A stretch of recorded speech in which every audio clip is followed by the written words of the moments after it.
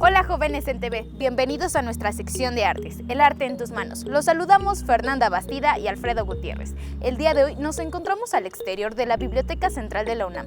Este lugar tan importante fue inaugurado en 1956 como parte del proyecto arquitectónico y urbano que conformaba una ciudad universitaria.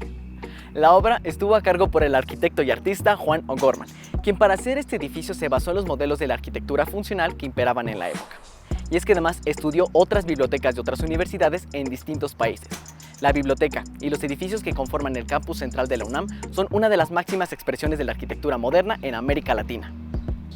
Les propongo que en cuanto puedan vengan a conocer la biblioteca y todas las colecciones que se encuentran aquí resguardadas, así como hacer uso de este maravilloso acervo. Pero ahora los invito a que hagamos un recorrido por todo el exterior del edificio para que aprendamos a leerlo por fuera.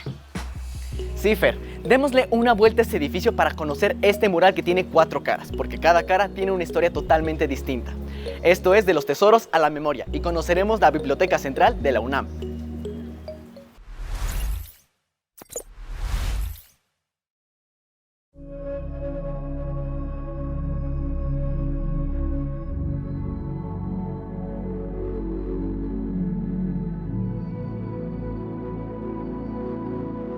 El mural que recubre la Biblioteca Central de la UNAM mide 4.000 metros cuadrados y fue hecho únicamente con piedras de colores. Su creador, Juan O'Gorman, decidió utilizar piedras y no pigmentos para que los colores perduraran a través del tiempo a pesar de estar en la intemperie. Para encontrar las piedras de colores necesarias, O'Gorman visitó canteras en toda la República Mexicana, hasta encontrar las piedras que podemos ver aquí: el amarillo, el rosa, el violeta, el gris y el verde. El blanco lo logró con mármol y el negro con obsidiana. Oye Alfredo, pero te faltó el azul. Yo también veo tonos azules. Tienes razón, Fer, el mural tiene tonos azules, pero no los había mencionado porque son los únicos que están hechos con vidrio. Y es que a pesar de haber recorrido todo México, Juan O'Gorman no encontró piedras azules. Nos encontramos en el muro norte del edificio que se titula Pasado Prehispánico. El tema principal de este mural es la fundación de Tenochtitlan y podemos ver algunos elementos referentes al agua que hacen alusión al pasado lacustre de la ciudad mexica. También podemos ver algunas interpretaciones de diversos códices nahuas. Algo muy importante es que en la parte inferior derecha podemos ver la firma del autor y el año en que se concluyó: Juan O'Gorman, 1952.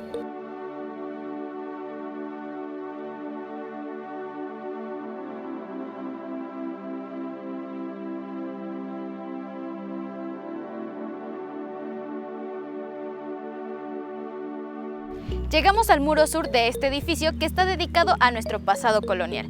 Cada vez que veamos el mural, tenemos que tener muy en cuenta que O'Gorman trabajaba con ejes, por eso del lado izquierdo siempre va a tener un lado correspondiente derecho.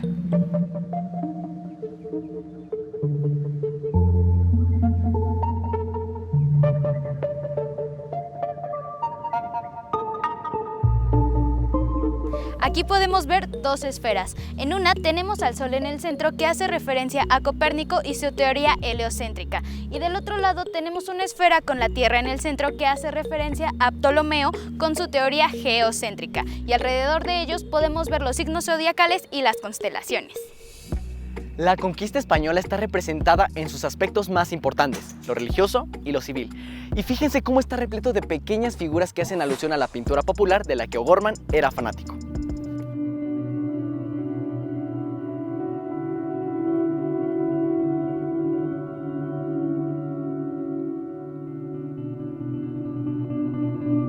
Esta es la tercera cara del mural dedicada al mundo contemporáneo. Podemos ver que su elemento más importante es un átomo gigante que hace referencia a la energía de todos los seres vivos y de las cosas. En este mural, O'Gorman divide el mundo en dos partes. Del lado izquierdo podemos ver el mundo tecnificado, industrial y transformador, mientras del lado derecho podemos ver el mundo rural y tradicional, el campo en general. Y si vemos más abajo podemos ver cómo estos dos mundos se juntan con las diversas leyendas que los representan.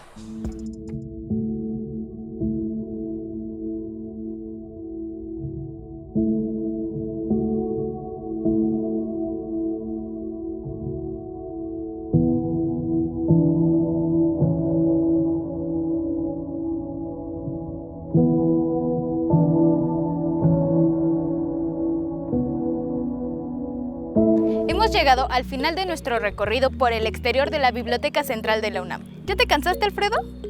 Claro que no, Fer. Ha sido interesantísimo ir descubriendo cada símbolo y signo que contiene.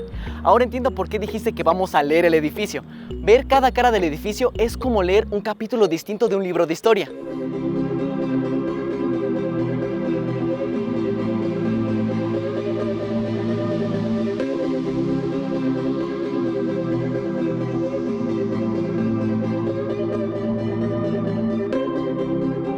Nos encontramos en la última cara del edificio, o mejor dicho, en el lado poniente del edificio, que está dedicado a representar la universidad y el México actual. Podemos ver que en la composición predomina el escudo de la universidad hecho por José Vasconcelos en 1921. Del lado izquierdo tenemos las iniciales B y N, que significan Biblioteca Nacional. Y del lado derecho tenemos H y N. ¿Saben qué significa eso? Quiere decir Hemeroteca Nacional. En un principio se pensó que en este edificio albergaría la Hemeroteca Nacional, pero por razones prácticas no se concretó, así que a la hemeroteca se le dio su propio edificio. Este mural representa la vocación de la universidad a través de la ciencia, la técnica y el deporte. Podemos ver los aros olímpicos y una bandera que curiosamente dice París. La verdad me costó un poco de trabajo descubrir por qué estaba esa bandera, pero me puse a investigar y resulta que fueron los primeros Juegos Olímpicos en los que México participó con jóvenes deportistas universitarios.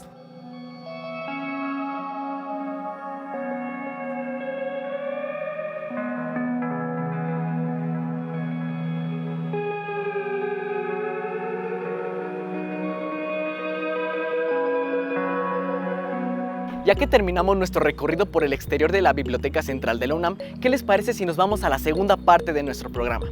Donde conoceremos otro lugar emblemático donde se resguarda un acervo fundamental para conocer nuestra historia del México moderno. ¡Acompáñenos!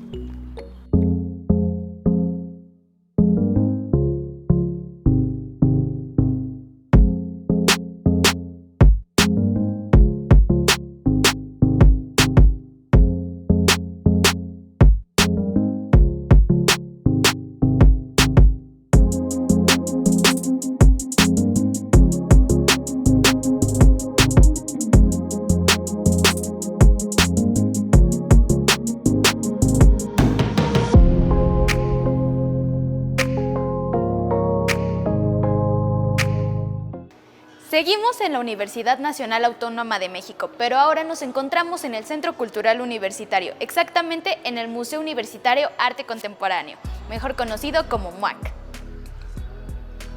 Este edificio fue inaugurado en 2008, con el objetivo de presentar algunas de las propuestas de arte contemporáneo internacional más relevantes, sino también para albergar una colección de artistas modernos, de artistas que participaron en la concordancia plástica que siempre existió entre la arquitectura y el arte de esta universidad.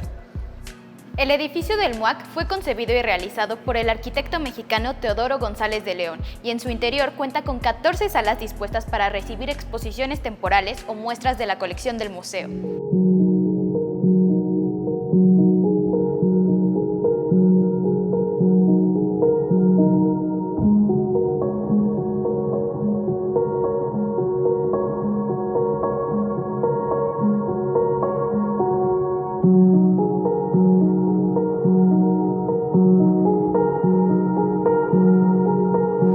Esto es Bajo la Lupa y vamos a platicar con la curadora Amanda de la Garza, quien además está al frente de este museo como su directora.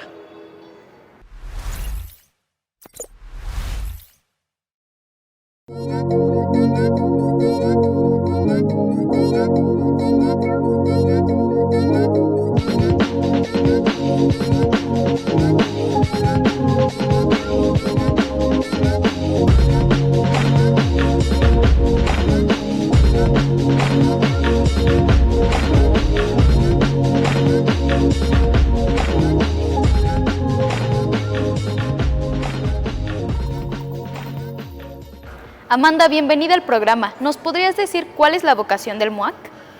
La vocación del MUAC es exhibir arte, tanto local como internacional, también resguardar una colección artística que ahora consta de 2.100 obras y también una serie de acervos documentales.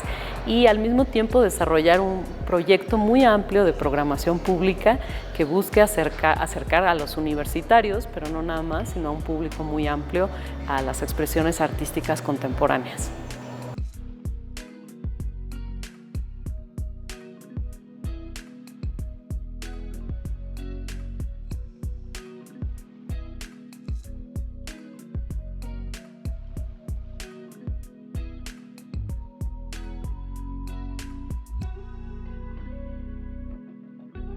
¿Y qué distingue al MUAC de otros museos dedicados a la exhibición de arte contemporáneo en México?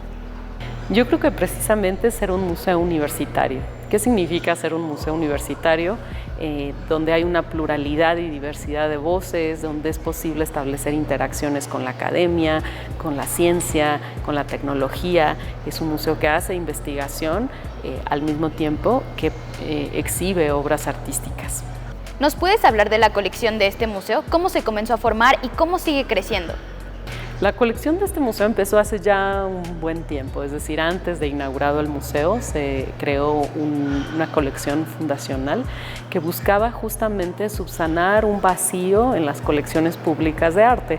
En este caso es dedicada a arte moderno y arte contemporáneo. Las obras que tenemos inician en 1952, que es la fundación de Ciudad Universitaria, hasta la actualidad, es decir, el arte de estas últimas décadas.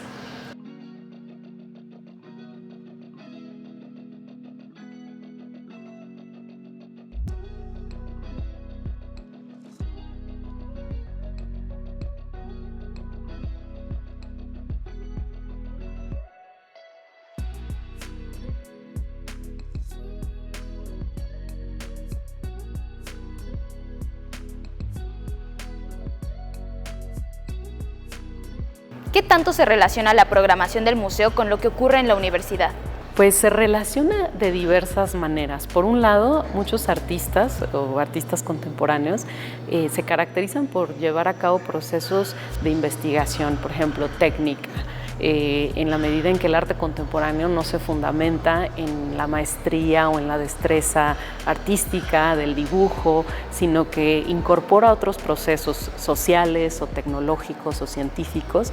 Entonces hemos hecho muchas piezas en colaboración, es decir, que hemos tenido la ayuda de diferentes especialistas de la universidad.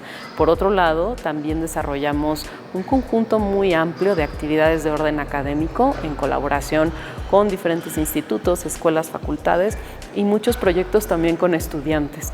¿Nos puedes contar sobre tu trabajo como curadora? ¿En qué consiste y cuáles son los temas de tu interés? Bueno, pues yo antes de ser directora del MUAC fui curadora durante muchos años, fui parte del equipo curatorial y a mí me interesa mucho un formato muy común en el arte contemporáneo que es la videoinstalación, es decir, cómo una pieza en video puede ocupar un espacio arquitectónico, puede desplegarse de diferentes maneras en una sala de exhibición. Eso me interesa mucho. Por otro lado, me interesa mucho la investigación de archivo, es decir, qué puede uno encontrar sobre la historia de las personas, la historia del arte a través de los archivos. Entonces, en el museo curé varias exposiciones de archivo de nuestros propios acervos y creo que pues hay mucho que descubrir en los archivos. Y por otro lado, me gustan mucho los cruces entre el arte contemporáneo, propiamente las artes visuales y otras disciplinas como la danza contemporánea y la literatura. Entonces, esos son los temas que me interesan.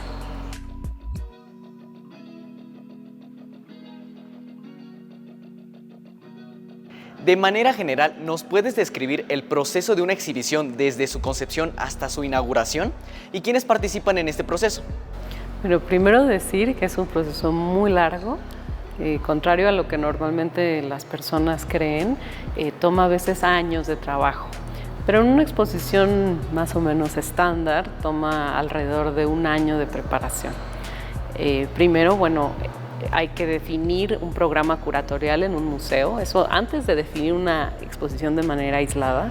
Esta exposición tiene que estar conectada con el resto del programa, adecuarse a un calendario, a una sala de exhibición, decidir cuál es la escala de la exhibición, si va a ser pequeña, qué tipo de exhibición va a ser, si va a revisar una trayectoria general de un artista, si vamos a producir una obra nueva, a invitar al artista o el artista a hacer una obra nueva. Y en ese sentido, ya que se toma esa definición de a quién queremos invitar y por qué razones, obviamente en el museo pasa por un proceso de aprobación, lo discute el equipo de manera interna, pero además hay un comité de expertos externos que aprueba también las propuestas del calendario del museo de exhibiciones.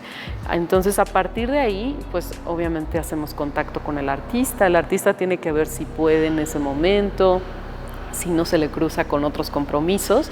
Y entonces hay un curador asignado al proyecto y ese curador establece un diálogo muy importante con el artista para el desarrollo de la propuesta. Y bueno, se empieza a trabajar también en el aspecto museográfico, una vez que se define cuáles son las obras que van a formar parte de la exposición, cómo van a estar dispuestas en el espacio, el diseño, etcétera. Y por otro lado, viene también un proceso paralelo que debe ser realizado con mucho tiempo de anticipación, que es la publicación de la exposición. Y después viene una parte que es muy interesante y también divertida para nosotros, que es el montaje, porque uno tiene un tiempo determinado para montar una exposición antes de la inauguración. La característica principal de una exposición es que tiene una fecha de inauguración y una fecha de término. Y luego viene el cierre, el desmontaje de la sala de exhibición, el retorno de las obras a sus lugares de origen, digamos, ahí concluye el cierre del proyecto. En ese sentido, una exposición es un proyecto muy complejo que tiene una temporalidad larga, pero que bueno, a quienes trabajamos en ese ámbito, pues nos entusiasma siempre hacer un nuevo proyecto.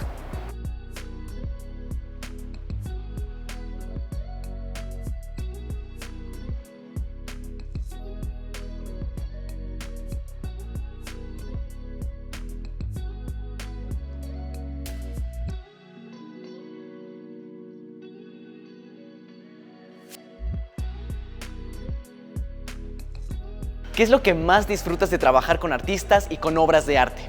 Lo que más me gusta es ver el resultado de un trabajo de meses o a veces años. Es decir, un resultado concreto y en donde hay mucha emoción, porque la obra de arte se completa cuando alguien la ve. Es decir, puede existir materialmente, pero solamente existe cuando hay un público, un espectador que la ve, que es como que completa el sentido de la obra.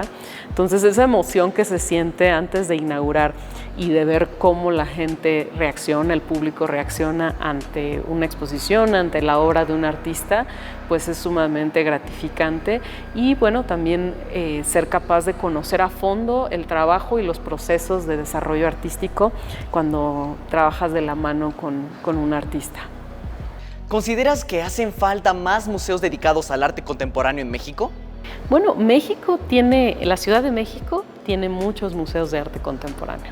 Entonces yo creo que en la Ciudad de México más bien se necesita hacer más difusión de lo que hacen estos museos y traer a más público a los museos que ya existen, aportarle los recursos necesarios para que puedan llevar a cabo proyectos. En el resto del país sí se necesitan más instituciones de arte contemporáneo. En otras ciudades, capitales de los estados de la República, creo que sería muy benéfico tener museos, porque pues habría una mayor oferta cultural disponible para las personas que viven fuera de Monterrey, Guadalajara, Ciudad de México, que pues son los lugares en donde hay más instituciones de arte en el país. ¿Puedes compartir con nosotros alguna anécdota o recuerdo memorable de tus años trabajando en los museos o como curadora? Bueno, pues yo creo que sí, hay muchísimas anécdotas que contar, ¿no? Al respecto, pero por ejemplo, a veces es necesario conseguir cosas extrañísimas. Una de ellas pues es para una exposición hubo que conseguir a través de un amigo que nos prestó un proyector de diapositivas, que muchos de los que nos miran probablemente no saben que es un proyector de diapositivas, que es era lo anterior a un proyector de video. Pero muchos artistas a veces trabajan con técnicas antiguas, con aparatos descontinuados, justamente para hablar cómo ha cambiado la tecnología, la forma en que vemos las imágenes. Y eso es también un reto. A mí me gustan mucho esos retos y que bueno, después se vuelven anécdotas, pero en el momento son muy angustiantes. ¿Y algo que le quieras decir a los jóvenes que nos están viendo? Pues me encantaría que se acercaran al museo. Nosotros vamos a hacer todo un esfuerzo muy grande por generar también proyectos en nuestras redes, actividades que sean destinadas a los jóvenes, y me gustaría mucho escuchar qué es lo que los jóvenes quieren, cómo quieren acercarse al arte, qué es lo que quisieran ver también, cómo podemos incorporarlos más a qué significa el arte, pero no como una idea de conocimiento. Uno puede conocer piezas, artistas, ir a un museo, sino qué significa el arte en nuestras vidas y cómo el arte puede expandir nuestras miradas sobre el mundo sin que nosotros tengamos que ser artistas. Muchas gracias, Amanda de la Garza, por compartir esta plática en la que no solo aprendimos acerca de este importantísimo museo, sino de la labor de una curadora. Llegamos al final de este programa, dedicado a conocer acervos del conocimiento, tanto de la Biblioteca Central como en el Museo Universitario Arte Contemporáneo de la UNAM. Recuerden que pueden volver a ver este y todos nuestros programas en el canal de YouTube. Compártanos sus experiencias y reflexiones. Únanse a la comunidad de Jóvenes en Casa en Facebook. Y recuerden que este programa es de ustedes. Háganlo con nosotros. Escríbanos, participen y comenten. Y visítenos en jovenesencasa.cep.gov.mx. Hasta la próxima.